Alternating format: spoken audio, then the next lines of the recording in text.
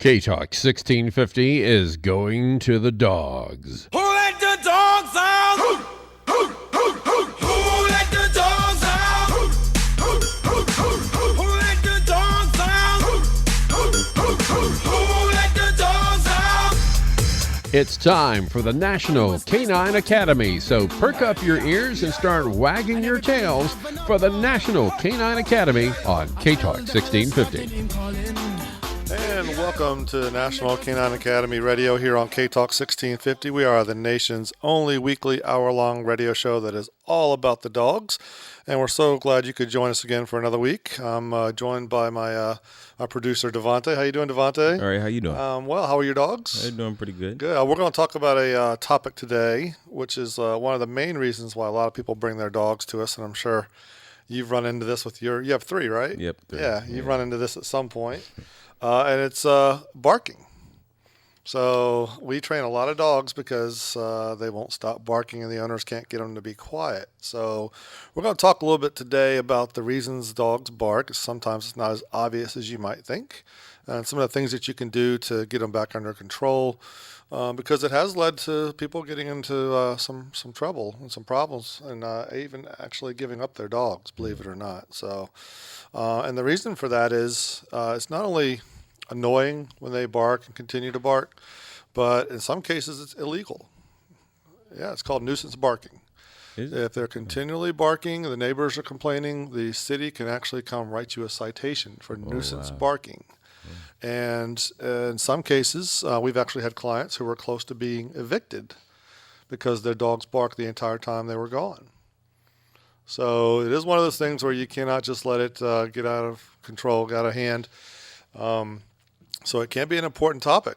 If people are giving their dogs up, that's pretty serious. Yeah. We're going to talk about some behavior-related issues over the next few weeks and some of the remedies. But, this is one of the main ones that we hear a lot, besides people can't walk their dogs and they're jumping, is the barking. So, and there are times when it's cute. Just like I have some of my dogs, like Alvin over here. Alvin, come here, buddy.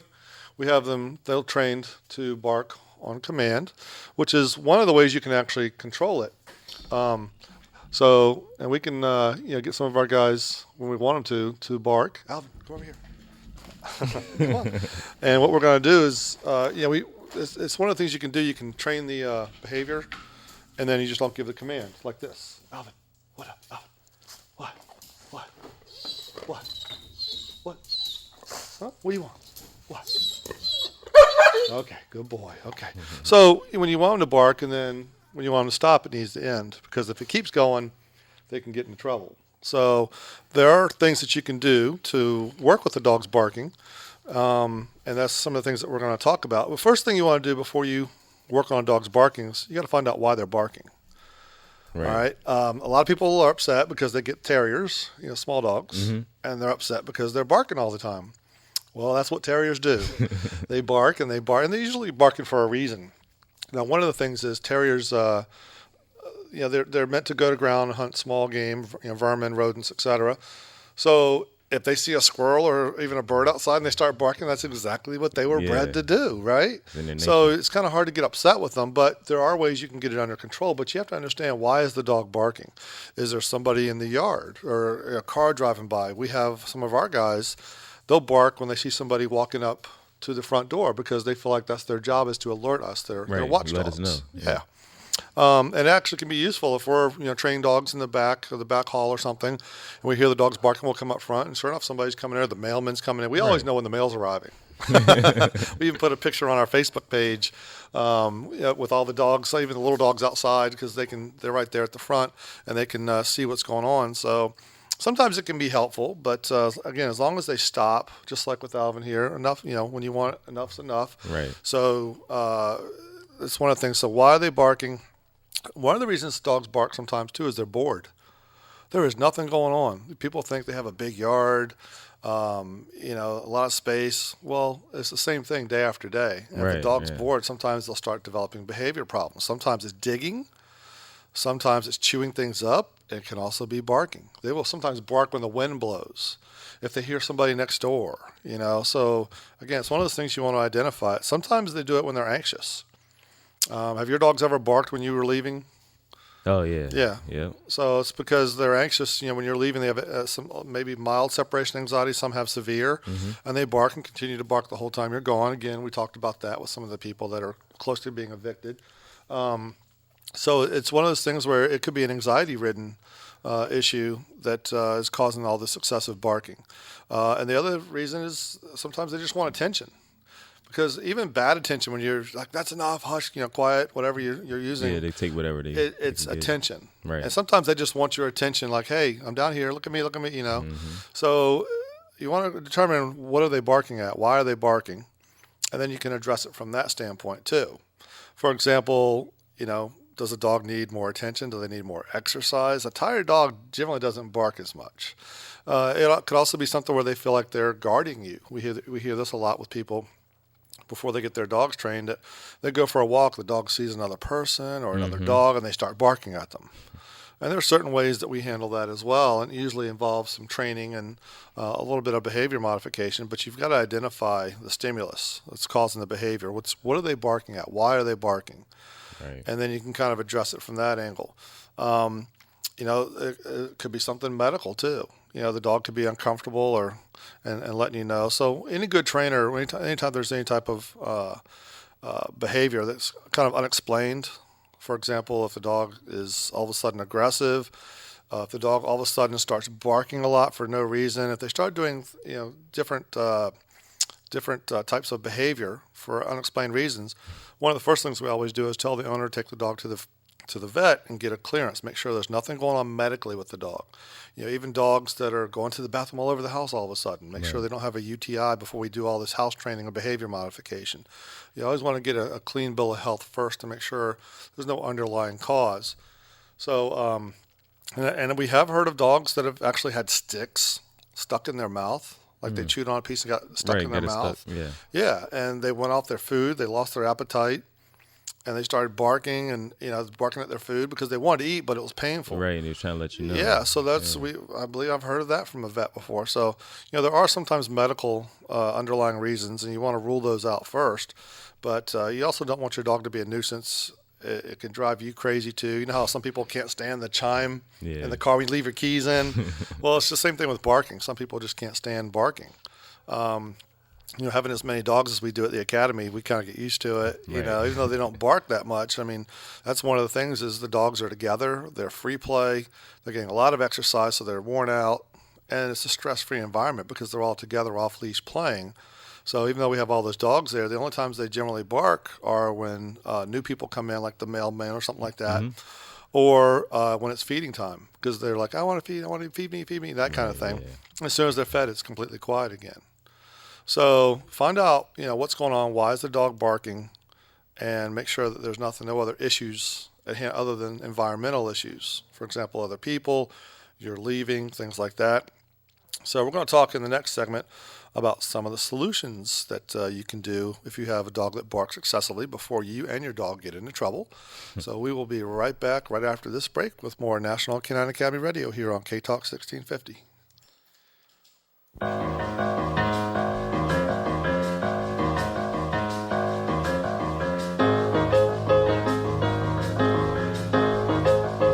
We'll be right back with the National K-9 Academy on K-Talk 1650.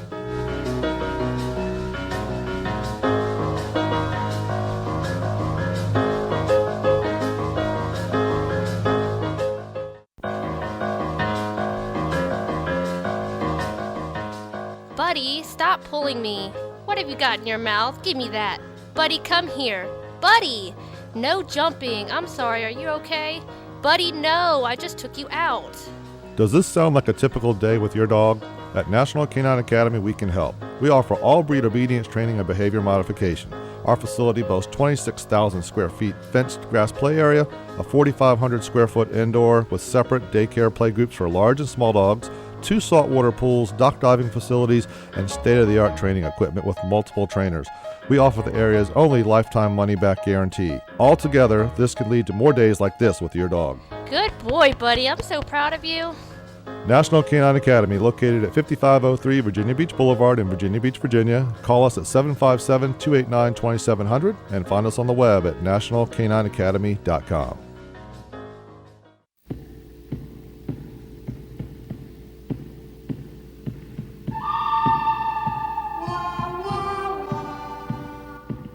Maverick Detection Services is the only company of its kind anywhere. We rescue, rehabilitate, and train homeless worm runners to perform as bedbug detection dogs and Canada Geese Control K-9s. We are now the nation's largest independent bedbug detection company with 17 certified teams and the region's only geese control company. Our K-9s have been featured multiple times in local news, TV, and business journals, and even on ABC World News Tonight. Check us out on Facebook at Maverick Detection Services or online at todetectandtoserve.com, and you'll see why. Call us at 855-597-7827. Maverick Detection Services, right here in Virginia Beach, Virginia.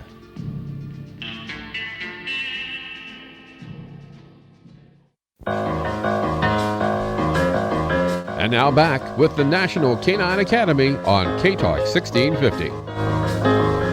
And welcome back to the show. We were just talking in the first segment about barking dogs, excessive barking, nuisance barking.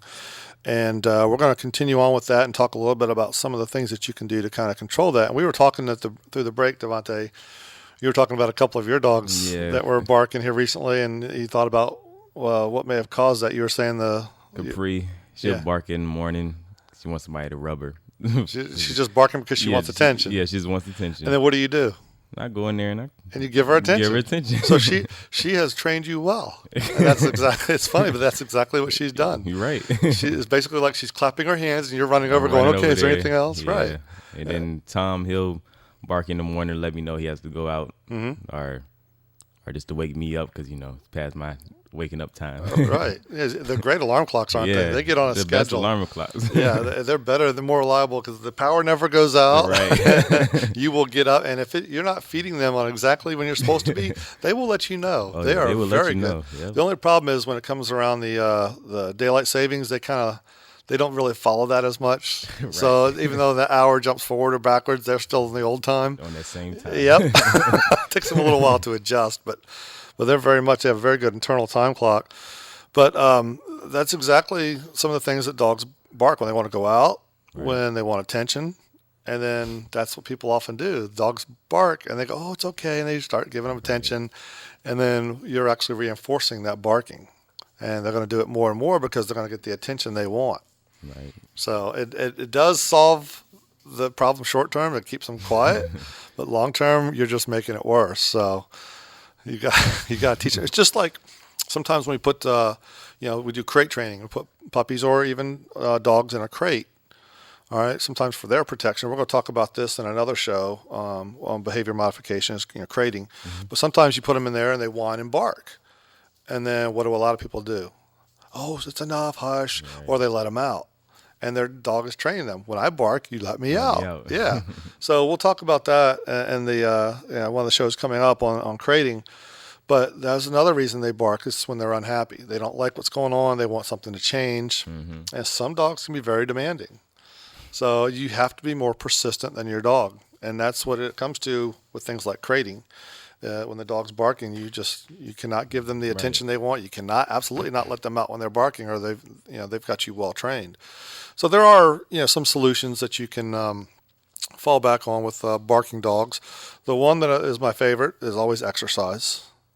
The funniest thing, I was at an agility training session a few years ago, and there's this miniature poodle that was going through the course. Mm-hmm. And I've never seen this in any other dog, any other time. The entire time that poodle was running the course, and this was an intermediate level, he was barking the entire time. And I don't mean just here, I mean bark, bark, bark, bark, bark, bark. The entire time he was running. That dog was so happy and so excited to be doing it, he couldn't even contain himself.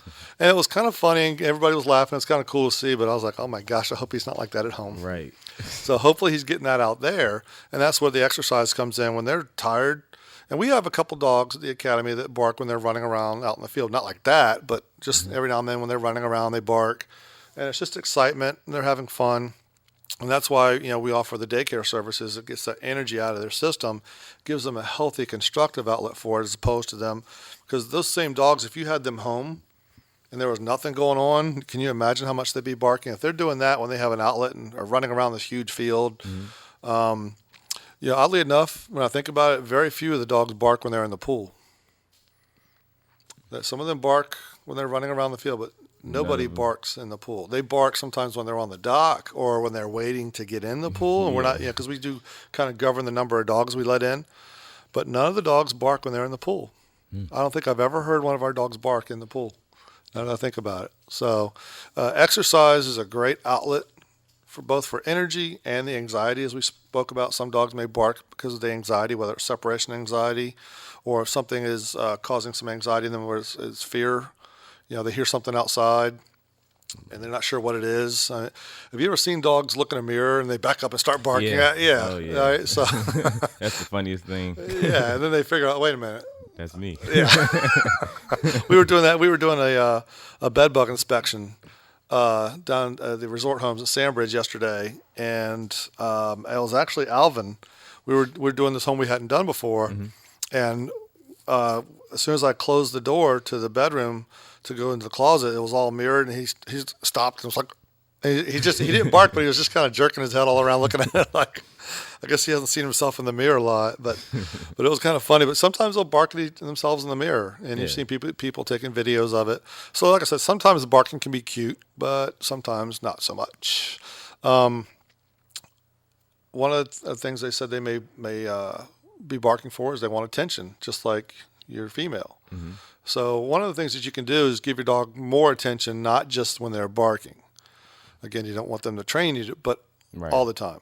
Right. Give them a little more attention. Maybe we're not doing enough. And a lot of people don't do a lot with their dogs. Yeah, they don't do enough. After that period of time, I started taking her for more walks and everything. Right, and just having her around, and just while you're watching TV. I mean, usually one of my dogs will lay down on the bed beside the recliner, and I'll just reach over and just kind of pet them while I'm there. And so that's one of the things, is give them a little more attention or do more with them. And then they won't be as likely to bark at you for attention.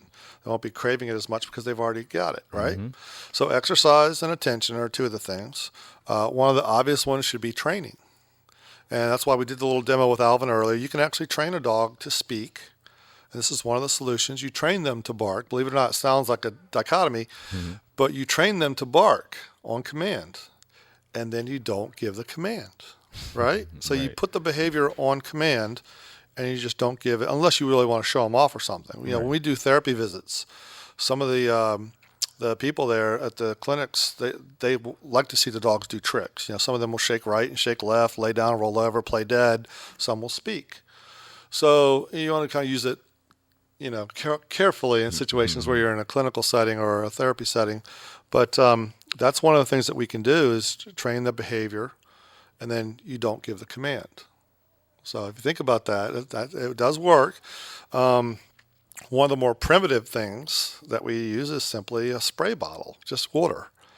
Like some people spray to keep themselves cool. You turn that nozzle a little bit, shoots a stream, and we use that quite a bit. And all you do is pick it up now, and they're like, oh. And it's funny because even the dogs that like the water, jump in the pool, they don't like that squirt bottle. Right. And you don't squirt them in the face or anything. You just pick it up and just squirt it in their direction. And they're like, oh, it's kind of like, dogs like to stick their head out the window in the car, but if you go in their face, they hate it. Yeah.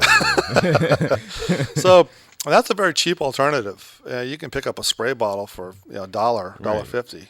And after literally just a few times, you just pick it up and they're like, oh. And they're quiet, and they'll even turn around. And it's also useful for other things too. If the dog likes to mess with the garbage, or if they, some dogs like to eat plants, and if they're messing with things like that, you can just pick up the spray bottle, and they're like, oh, they know what's going on.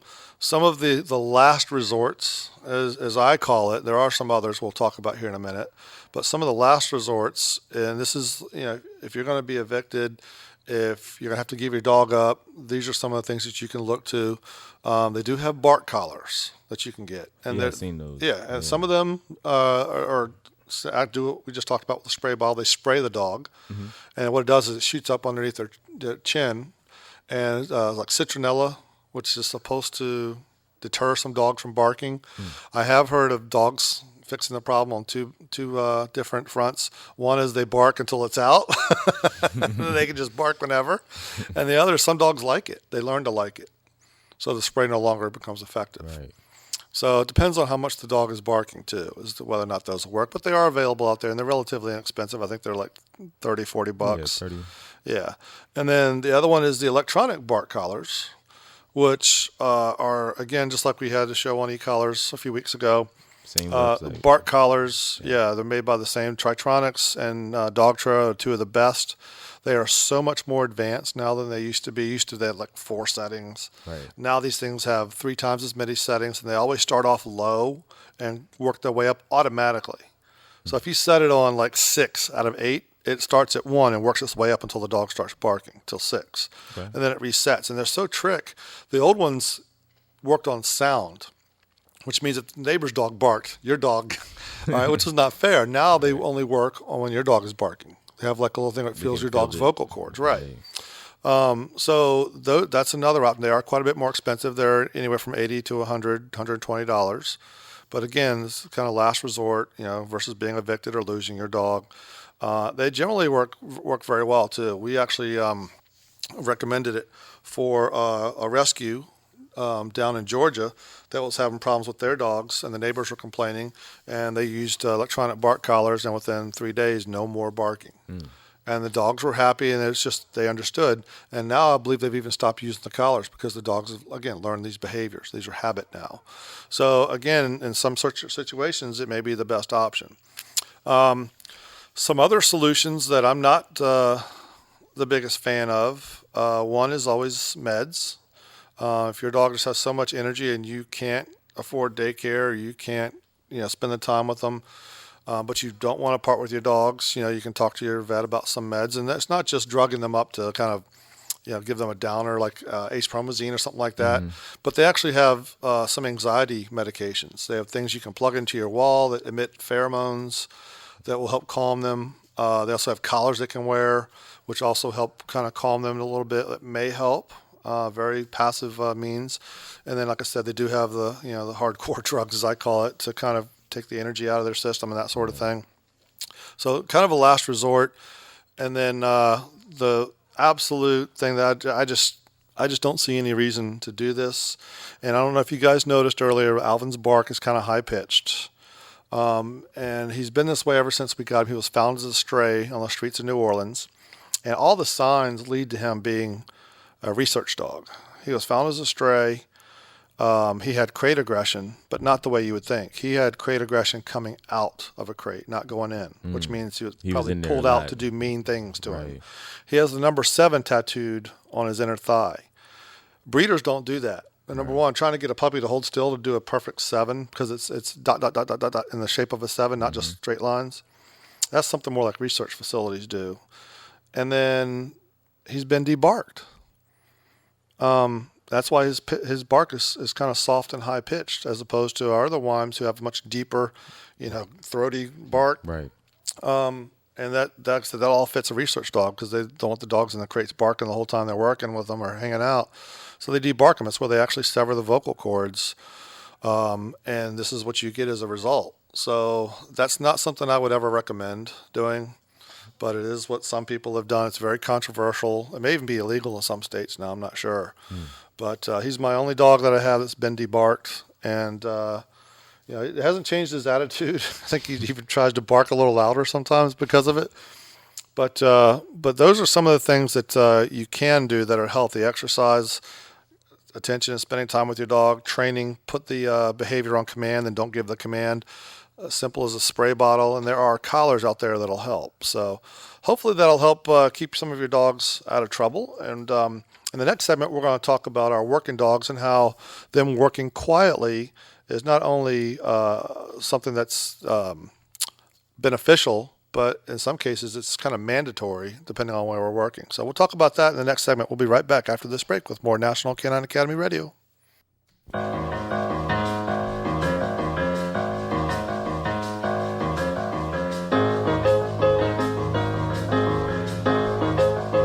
We'll be right back with the National K-9 Academy on K-Talk 1650.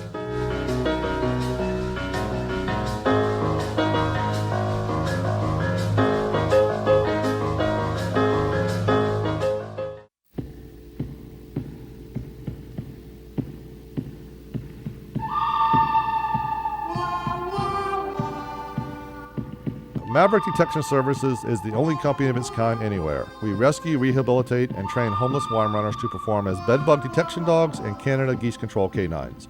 We are now the nation's largest independent bedbug detection company with 17 certified teams and the region's only geese control company. Our K-9s have been featured multiple times in local news, TV, and business journals, and even on ABC World News Tonight.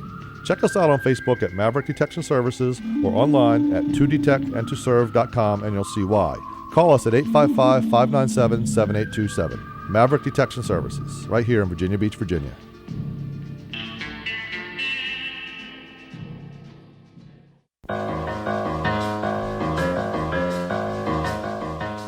Buddy, stop pulling me. What have you got in your mouth? Give me that. Buddy, come here. Buddy! No jumping. I'm sorry, are you okay? Buddy, no, I just took you out. Does this sound like a typical day with your dog? At National K-9 Academy, we can help. We offer all breed obedience training and behavior modification. Our facility boasts 26,000 square feet fenced grass play area, a 4,500 square foot indoor with separate daycare play groups for large and small dogs, 2 saltwater pools, dock diving facilities, and state-of-the-art training equipment with multiple trainers. We offer the area's only lifetime money-back guarantee. Altogether, this could lead to more days like this with your dog. Good boy, Buddy. I'm so proud of you. National K-9 Academy, located at 5503 Virginia Beach Boulevard in Virginia Beach, Virginia. Call us at 757-289-2700 and find us on the web at nationalk9academy.com. And now back with the National K-9 Academy on K-Talk 1650. And welcome back to the show. We were just talking about barking dogs, some of the solutions, some of the problems it can cause. And we're going to talk a little bit now about barking and working dogs and how that affects what we do with our working dogs, our bedbug dogs, and our geese control dogs. And by the way, before I get into that, if you see a bedbug detection dog that is a Weimaraner anywhere in this area, you will know for sure that is one of our dogs, and that is Maverick Detection Services out there working.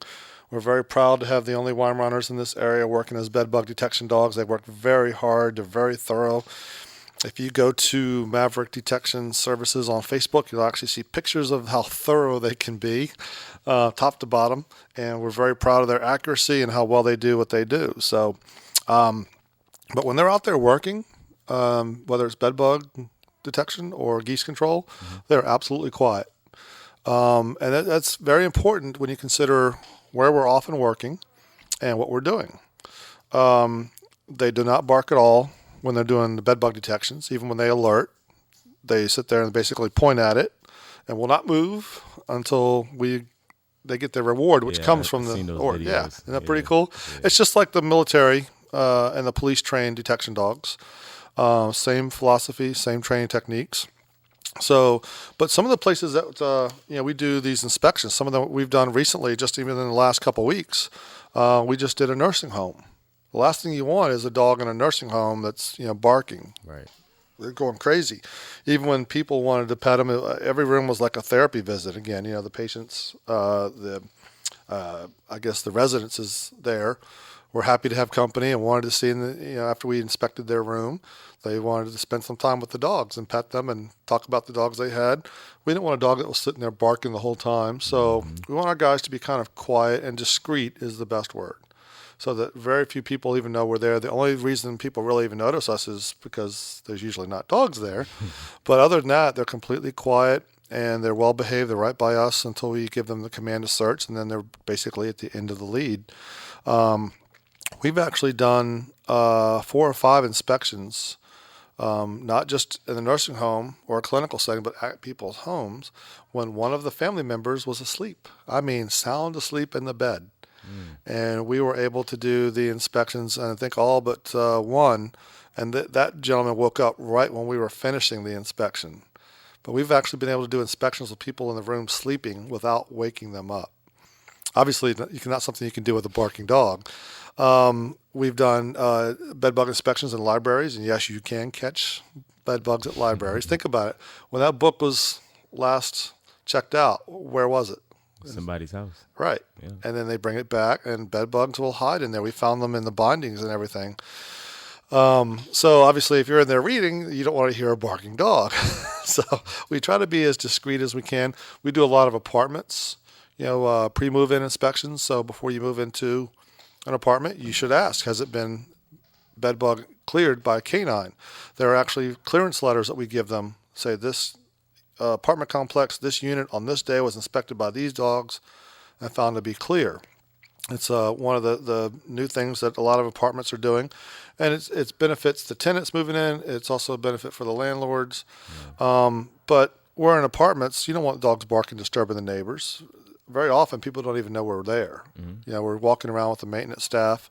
We're in and out, and nobody even knows the better.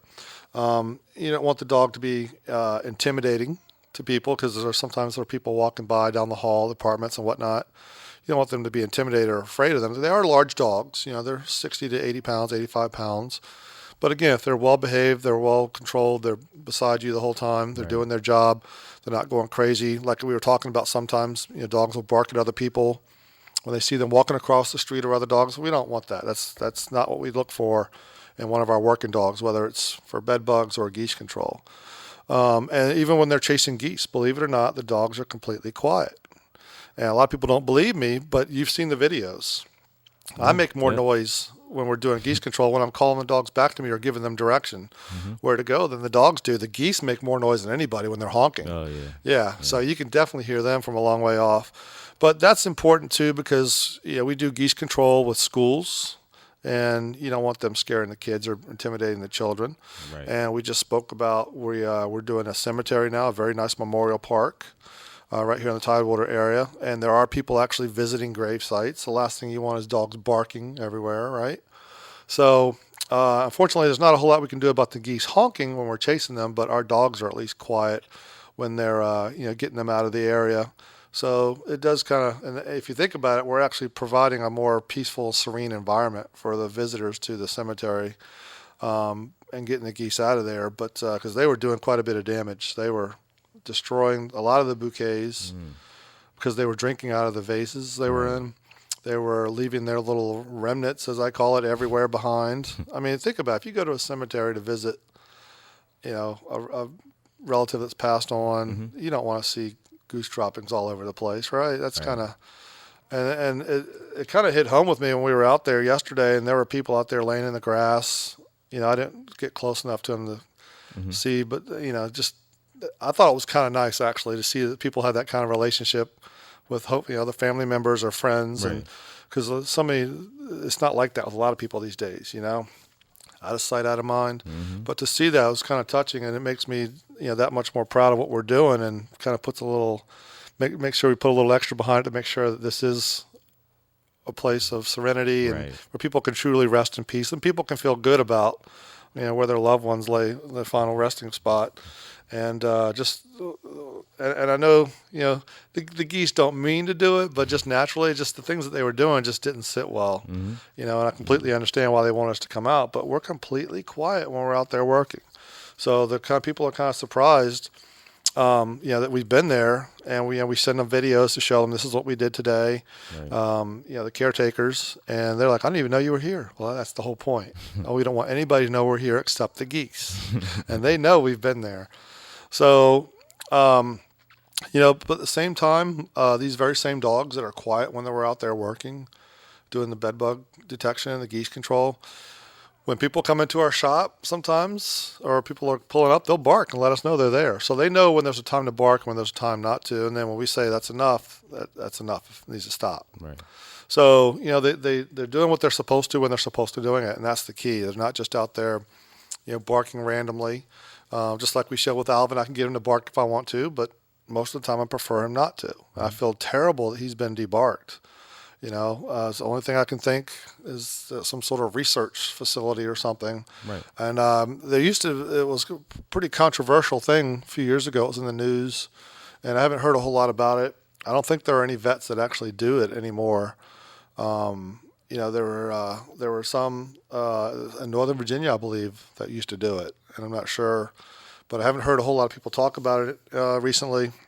I don't really talk about it a whole lot with Alvin unless somebody asks, because people say what an odd bark he has for a big dog. Well, that's because he's been debarked. So, But he's not much of a barker. Even when he's, if he's in a crate, like when we go to dock diving competitions, they're in crates in between jumps and stuff sometimes because you can't just have the dogs run around loose everywhere. But he's quiet. Even the only time he barks is when he's like, "Oh, it's my turn. I want to go jump." Right. But he's not just barking the whole time. And it's because he's being exercised. He's jumping. He's swimming. He's tired. He goes in there and lays down. Even though there's all this commotion, they have loudspeakers going on. He knows other dogs are jumping. It's only when he knows when I come back over and I'm grabbing the toy that we're going to throw in the way, he gets like, here we go. And you want that. You want to get him worked up. And I would purposefully take him over next to the pool on a lead and let him watch some of the other dogs jump.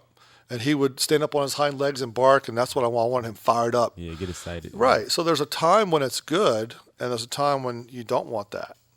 So that's kind of what I mean by basically putting the behavior on command.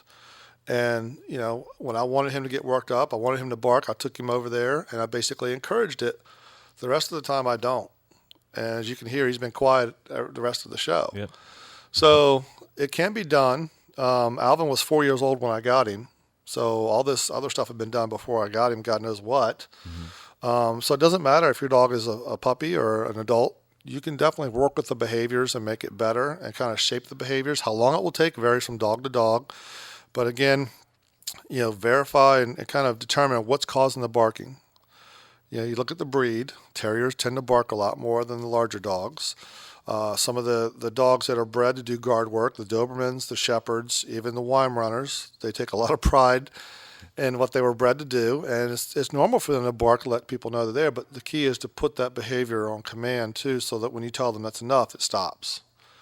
And then a lot of exercise will always help with the barking. Spend time with your dog, give them attention they need, and then do the training. And these problems are probably not going to exist, or they'll go away. If you get them trained early on, do these things early on, and you learn not to go pet them all the time when they bark. And the barking to go out is a good thing. Yeah. And that is one of the things we'll sometimes train a dog to do. We try to train them to pace or go to the door and whine, but barking, that's fine. If he's letting you know, hey, I have to go to the bathroom, that's way better than him going to the bathroom inside. Let me know. So we encourage that. But these other things you want to kind of be careful, barking when they're in a crate, and then you let them out, things like that. So those are some of the things that we hope will help you guys with your animals, with your dogs when they're barking, to hopefully keep you and them out of trouble and maybe understand each other a little better. Typically when the dogs are barking, they're telling you something. Hey, somebody's there. Right. Hey, I want attention. Hey, I have to go out. Or in her case, hey, pet me. So, again, if you have any questions about this, we're more than happy to answer your questions. You can reach us at the Academy. That's National K-9 Academy at 289-2700, area code 757, of course. And you can go on our Facebook page, National K-9 Academy, and that's K-9 Academy, and you'll see pictures of why the dogs don't bark a lot at our facility, because they're running around the field, they're off leash, they're playing with other dogs, they're swimming in the pool, they have things to do, they have an outlet for all the energy and anxiety. And we teach the dogs it can actually be fun to be away from their owners and away from their home, and that they don't have to be as territorial. So it helps tremendously, but there are some keys there: exercise, attention, training. Follow through with those things, and a lot of behavior problems will go away.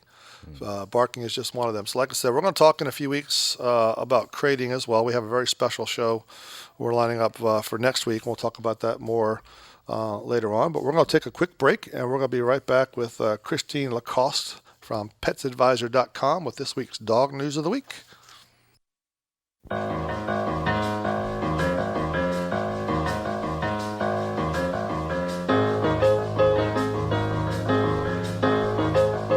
We'll be right back with the National K-9 Academy on K-Talk 1650.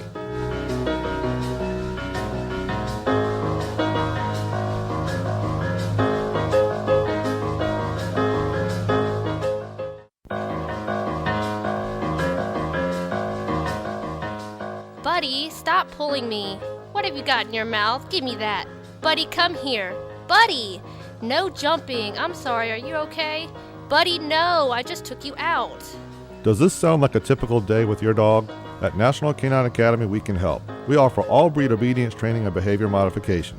Our facility boasts 26,000 square feet fenced grass play area, a 4,500 square foot indoor with separate daycare play groups for large and small dogs, 2 saltwater pools, dock diving facilities, and state-of-the-art training equipment with multiple trainers. We offer the area's only lifetime money-back guarantee. Altogether, this could lead to more days like this with your dog. Good boy, buddy. I'm so proud of you.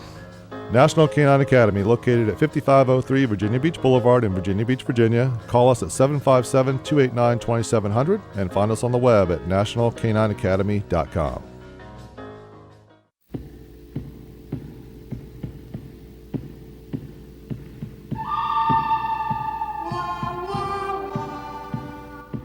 Maverick Detection Services is the only company of its kind anywhere. We rescue, rehabilitate, and train homeless wine runners to perform as bedbug detection dogs and Canada Geese Control K-9s. We are now the nation's largest independent bedbug detection company with 17 certified teams and the region's only geese control company. Our K-9s have been featured multiple times in local news, TV, and business journals, and even on ABC World News Tonight. Check us out on Facebook at Maverick Detection Services or online at todetectandtoserve.com, and you'll see why. Call us at 855-597-7827. Maverick Detection Services, right here in Virginia Beach, Virginia.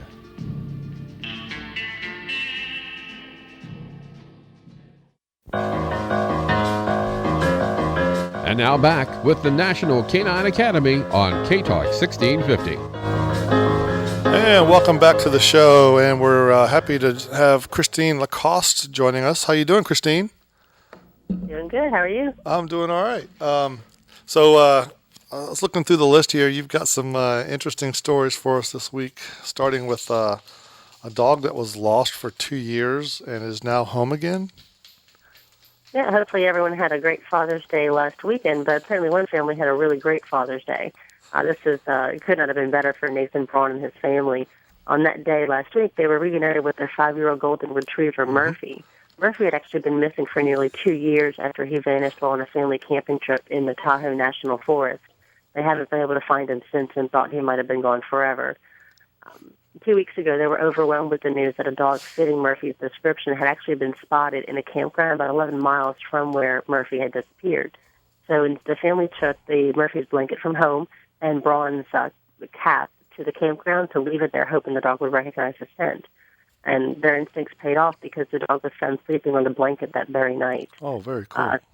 A camp host named Jason Smith had the dog on a leash by the weekend, and he called the Browns to pick Murphy up, which they did on Father's Day. Wow, and he was in relatively good health? They noticed some changes in his appearance, but his behavior seems to be the same. They're pretty sure it is the same dog, and it's also Murphy, but they're also doing DNA testing to confirm it. Wow. That would be weird if it wasn't. That's pretty cool, though. Hopefully, I'm sure they should know their own dog, and obviously from the way he was reacting and sleeping on the bed and responded to them, I would think it was Murphy's Law. So, well, very cool. We'll have to stay up on that story, and any follow-up you get, please share with us. Now, well, we have another happy ending, too, next. This is actually a story I remember hearing when it first happened. I think we reported on this, and it was kind of a sad situation. Robert Gabbert was desperately searching for his 3-year-old Shiba Inu named Baxter. The soldier from Colorado was actually deployed to Afghanistan, and he left Baxter in the care of his girlfriend. Much to his surprise and shock, the girlfriend decided she didn't want to deal with the dog anymore and sold him on Craigslist. Oh, my gosh. Needless to say, she is now an ex-girlfriend. But unfortunately, he still had to find his dog, so he was stunned, and he ended up getting a wide band of supporters to find the dog. Finding the dog was not actually the hard part. They found the family who bought the dog from the ex-girlfriend, but the new family's children had become very attached to their pet, and they didn't want to give him back. And this was just after 1 week. His supporters set up a fundraising page on Facebook to raise money as a reward to try to convince the new family to actually give him the dog back. The family finally did make a decision, and they did. Baxter's going to be reunited with Gabbert, his original owner. So, it's good news. They've agreed to give him back. That's very cool. You know, it's interesting because I look at it from a slightly different slant, running the rescue. And I've just recently had a couple of dogs given up in which there were small children as part of the family. And I've always wondered, what kind of message does that send to those kids when they just give up on the dog? And here you've got this family who only had the dog for a week that was concerned about giving the dog up, even though it was probably the right thing to do because of the kids being attached to them. So at least you have families out there that are like that worry about it versus others that just get rid of the dog. They're not concerned about the kind of the fallout with the rest of the family and how that will affect them and their development. Right. In this situation, I mean, there's a lesson that can be taught to the children. You know, once they get the dog, they're attached. It's a sad thing to return it. But again, it's doing the right thing because we didn't know it was already someone else's dog. Right. Well, cool. Well, we're glad he's back home, and hopefully the other family will get another dog. And again, you know, the right thing was done there. That's the most important thing. And the dog is with his rightful owner. And then, you know, this is not the first story of its kind. There's another one I'll briefly touch upon. Soldier Brandon Harker was also deployed to Afghanistan about 9 months ago, and he depended on his friend to care for his 2-year-old Labrador, Oakley.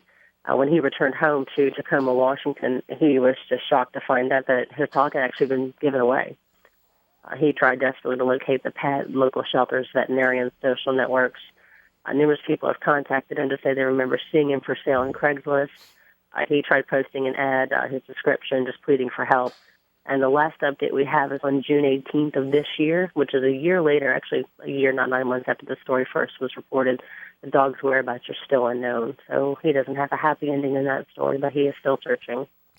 Wow. Hopefully the dog will turn up and they'll be reunited. That's sad. I can't believe that people would stoop so low. Well, it's a good time also to consider the organization Dogs on Deployment, which are run by an active military married husband and wife. And what that does is connect you with fosters throughout the country that agree to take in your dog for as long as you're deployed, whether it's a month, a week, or 4 years. And you know that your pet's taken care of, you know where they are, you know you're going to get them back. You mentioned that. It was funny. We have Alaskan Klekai that's actually coming to us now. It's being fostered, and we were doing some training for them for the rescue. And the gentleman that's fostering the dog has 2 other Klekais that come to us every day. And he was telling me Friday that they have 1,200 applicants for this one dog. A Klekai is a very rare dog, and I believe this is the only rescue in the country right now, the only Klekai. And I was thinking, this one dog has 1,200 people interested in adopting him. And we've got all these rescues, these Weimaraners, and there's others in the shelters. I mean, I wish some of those people would open their homes up to rescue dogs, or maybe even the dogs on deployment. I mean, think about that. Well, I think they're attracted to the rarity of the breed, and they think that it's something that they can either be proud of or show off or feel better about themselves. I mean, if you really want a dog, you're going to look for just a dog to give a home to, not the rarest possible dog. And I can say that I wouldn't consider them the ideal parent for that dog. Maybe I should talk to the rescue about talking to these people and say, hey, if you're really interested, why don't you try fostering or try dogs on deployment, and we'll see how that works out. And then if everything works out great, you can adopt a Klekai the next time we have one. I don't know, something. It just seems like there's a lot of people out there looking at this one dog when there's so many other dogs that need homes or need to be fostered. It could be the media attention sometimes draws a highlight to one particular dog in a certain situation, and that can be a reason for all the extra attention, or like you said, an extremely rare breed. Right. Well, it just seems like a waste when there's so many people out there that are willing to take in a dog or a specific dog that they can help some others. So I don't know. We'll see. We'll see how that goes. Now, apparently there was an interesting contest held sometime in the past week or so.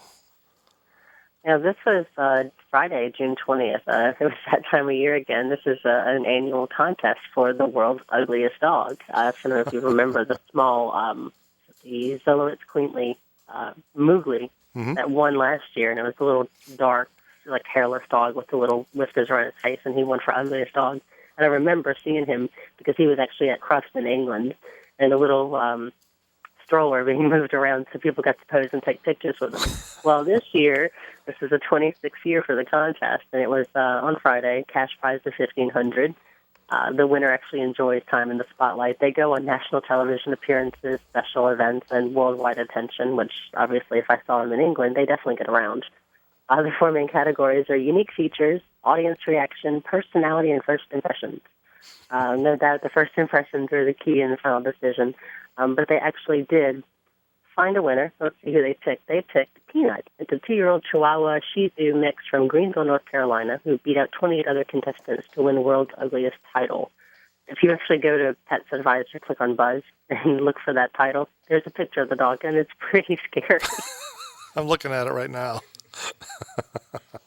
His hair's all over the place, crazy blue or purple eyes. His teeth look like he's about to rip a finger off. I mean, he's scary, ugly looking. Parental discretion is advised. Wow. So now this competition is held once a year? It's once a year, but like I said, I remember seeing last year's winner at Crofton, England, so they definitely do a lot of appearances in and out of the country. Yeah, and I believe the reigning champion can defend his title because I believe there was like a Chihuahua that had his cross-eyed and had his tongue hanging out the side of his mouth that was a winner for several years in a row, if I remember correctly. So we'll I might have to look at the contestant list to see if the previous winners are still in there. Yeah, you're not going to get any prettier. And Peanut's owner is Holly Chandler, and she's going to put the cash prize to good use to help actually pay veterinary bills for other animals in need. Very cool. That's a good story. I like that. Now, another, hopefully, it sounds like a happy ending, a dog that survived a 15-story fall. It sounds a little scary on the surface, especially even cats. You don't expect them to land on their feet after 15 stories. Last week, Elaine Corrales of Fort Lauderdale, Florida, was visiting a neighbor who lives on the 16th floor of a high-rise apartment building. She had her 4-year-old Maltipoo named Susie with her. Susie was sniffing around the new apartment, and she ended up walking into a closet. And apparently there's an exhaust vent that hadn't been covered or closed because of some bathroom repairs. And so the dog actually fell down the exhaust vent.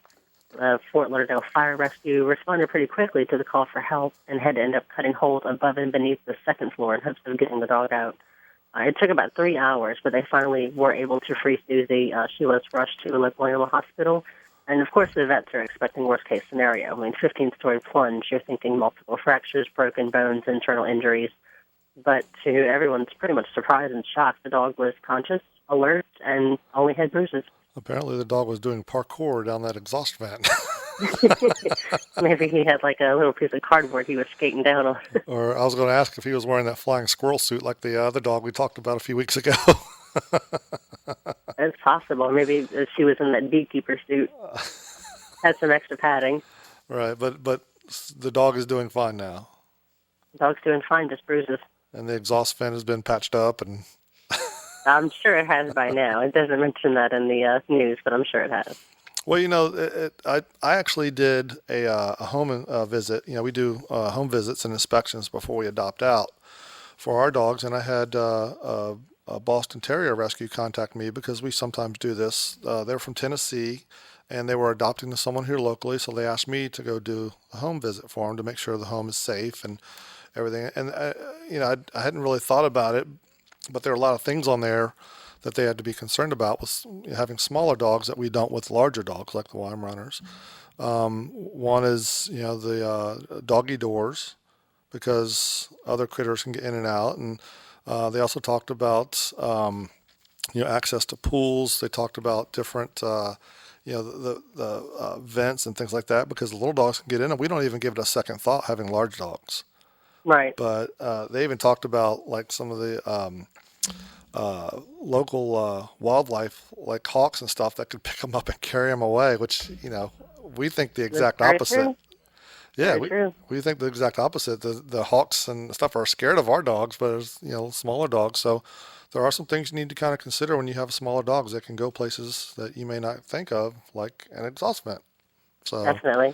Something else to consider, too, that's been surfacing around social media. I want to add this in real quick before we finish. There's a rumor going around, or a post that people are sharing about ice cubes killing dogs. right, I And saw that it causes bloat.